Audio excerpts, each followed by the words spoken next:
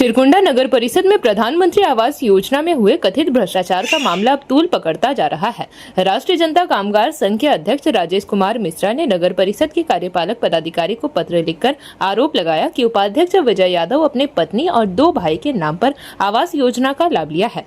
इसकी शिकायत 21 जनवरी 2026 को ही दे दी गई थी, लेकिन 4 महीने बीत जाने के बाद भी प्रशासन द्वारा कोई ठोस कार्रवाई नहीं की गई। राजेश कुमार मिश्रा ने अल्टीमेटम दिया है कि यदि 31 मई 2026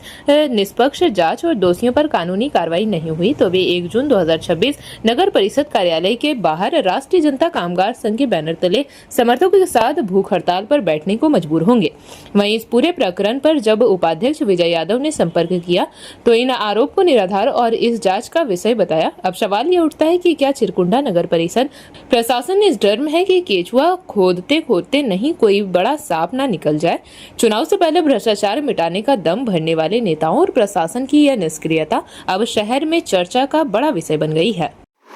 बहुत बहुत धन्यवाद आप सभी लोग का, जो मेरे बहुत ही कम समय में सूचना देने के बाद आप लोग यहाँ उपस्थित हुए, इसके लिए फिर से एक बार धन्यवाद। यह मामला यहाँ चिरकुंडा नगर परिषद का एक भ्रष्टाचार का मामला है, जिसके लिए पूर्व में भी हमने यहाँ पर लिखित रूप से यहाँ के कार्यपालक प्रियंका कुमार जी को देने का काम कार्यालय में किया था, जो जनवरी माह में ही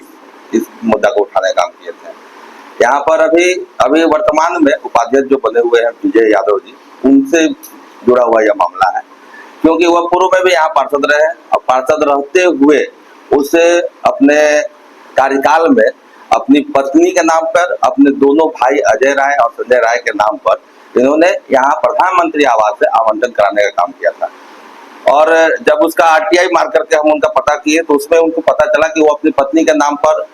3 बार पेमेंट उठा चुके हैं, अपने भाई के नाम पर, एक भाई के नाम पर 3 बार पेमेंट और एक भाई के नाम पर 2 बार पेमेंट उठा चुके हैं। और जिस भूमि पर यह सत्यापित हुआ कि इस भूमि पर इनको यह आवास बनाना है, वह भूमि पर आज कहीं भी कोई ना लिंटर तक का कोई घर दिखाई देता है और ना ही पिलर तक का घर दिखाई देता है। उस भूमि पर दिखाई देता है तो एक बड़ा भवन दिखाई देता है और वो भवन भाड़ा पर चलाया जा रहा है एक ग्रामीण बैंक के द्वारा। तो ये जो हमारा प्रधानमंत्री आवास जो गरीबों के लिए, परिवारों के लिए यह भवन दिया जाता है एक सहयोग राशि के रूप में, वो कहीं ना कहीं यहाँ पर भ्रष्टाचार में लिप्त पाया जा रहा है, क्योंकि यह गरीबों के लिए है, गरीब के परिवारों के लिए है और उनके रहने के लिए है, उनका छत मिलने के लिए है। पर यहाँ पर भवन बना हुआ है कहीं भी उस जमीन पर, जबकि कोई भी प्रधानमंत्री आवास बिना जियो टैग किए हुए आप उसका पैसा नहीं उठा सकते हैं, जिससे ये भी साबित हो रहा है कि कहीं ना कहीं यहाँ की संलिप्तता है, यहाँ के अधिकारियों की संलिप्तता है। क्योंकि अगर जियो टैग किया गया तो आखिर वो लिंटर वाला घर गया कहाँ, अगर जियो टैग करके पेमेंट किया गया तो वो पिलर वाला घर गया कहाँ, यहाँ भवन का निर्माण कहाँ से हो गया। इसी विषय को लेकर 4-5 पूर्व भी यहाँ पर हम देने का काम किए थे, यहाँ तक कि हमको आत्मदाह करने का जरूरत पड़ गया था। उसके बाद भी यहाँ के कार्यपालक लोग को, यहाँ के अधिकारियों को कान में जू नहीं देख रहा है, इसलिए कल फिर से हमने इसको लिखित रूप से देने का काम किया है। आरटीआई के माध्यम से जो इनके द्वारा हमको दिया गया था उस कागज को फिर से इन्हीं लोगों को संलिप्त किए हैं अपने आवेदन के साथ में। वो जो वहाँ भवन बना है उसका फोटो भी हम उसमें संलिप्त किए हुए हैं कि आखिर जियो टैग का छाया प्रति कहाँ है, आखिर वो जो भूमि सत्यापन किया गया वहां पर वो प्रधानमंत्री आवास कहाँ है। इसी विषय को लेकर के हमने कल इनको कहा है कि अगर 1 हफ्ता के अंदर में उचित कार्रवाई करते हुए इनको धोखाधड़ी के मामले में, सरकारी पैसे का दुरुपयोग करने के मामला में अगर इनको FIR करते हुए आप इनको अगर निरस्त नहीं इनके पद से करते हैं तो 1 जून से